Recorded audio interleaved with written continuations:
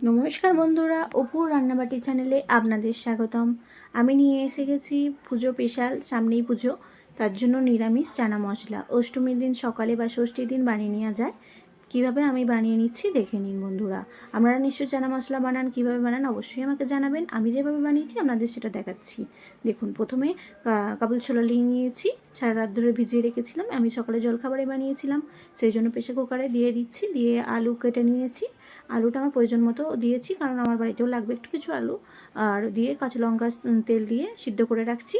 আর এদিকে একটা মিক্সিং জারেতে আদা, রসুন, কাঁচা লঙ্কা, ধনে গুঁড়ো, জিরে গুঁড়ো, লঙ্কার গুঁড়ো, শুকনো লঙ্কার গুঁড়ো, কাশ্মীরি লঙ্কার গুঁড়ো, হলুদ দিয়ে জল দিয়ে একটা পেস্ট বানিয়ে নেব। দেখুন, এইভাবে পেস্টটা বানিয়ে নিচ্ছি বন্ধুরা। আবার আপনারা কীভাবে বানান অবশ্যই আমাকে জানাবেন। আমি ঘরোয়া পদ্ধতিতে বানিয়ে নিচ্ছি। রসুনটা স্কিপ করতে পারেন, পুজোর টাইমে নাও দিতে পারেন, আমি এখন করেছি বলে দিয়েছি। এবার দিয়ে দিলাম কড়াইতে সর্ষের তেল, তাতে দিয়ে দিলাম শুকনো লঙ্কা, তেজপাতা, এলাচ, লবঙ্গ, দারচিনি, ফোড়ন, জিরে ফোড়ন দিয়ে এবার ফোড়নটা ভাজা ভাজা করে নিচ্ছি। এই অবস্থায় দিয়ে দেবো একটা বড় গোটা টুকরো করা টমেটো। দেখুন, ফোড়ন ভাজা ভাজা হয়ে গেছে, এদিকে মশলাটাও রেডি হয়ে গেছে। টমেটোটা এবার দিয়ে দিচ্ছি, দিয়ে ভালো করে নাড়াচাড়া করে নেব। বন্ধুরা, খুবই সুন্দর খেতে হয়েছিল, খুব ভালো লেগেছিলো এভাবে নিরামিষভাবে বানিয়ে নিতে। এবার টমেটোটা গলে আসছে, লবণ দিয়ে দিচ্ছি। দিয়ে লবণ দিয়ে একটু ভালো করে মশলাটা দিয়ে দেব, পেস্ট করা মশলাটা দিয়ে ভালো করে নাড়াচাড়া করে কষা করব। বন্ধুরা, আপনারা কীভাবে বানান অবশ্যই জানাবেন।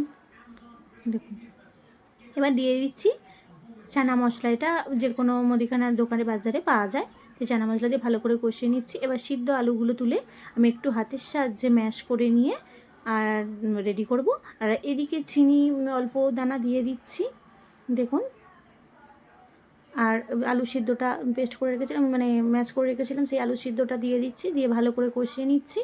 দেখুন বন্ধুরা, ভালো করে কষানো হয়ে যাওয়ার পর এবার সিদ্ধ করা ছোলাটা, চানা মশলার যে ছোলাটা সিদ্ধ করা আছে সেইটা সমস্তটা জল সমেত দিয়ে দেবো। দিয়ে ভালো করে নাড়াচাড়া করে নেবো। বন্ধুরা, আমার ভিডিও যদি আপনাদের ভালো লেগে থাকে বন্ধুরা, লাইক, কমেন্ট, শেয়ার করবেন। ফেসবুক থেকে দেখলে ফলো করবেন, ইউটিউব থেকে দেখলে সাবস্ক্রাইব করবেন।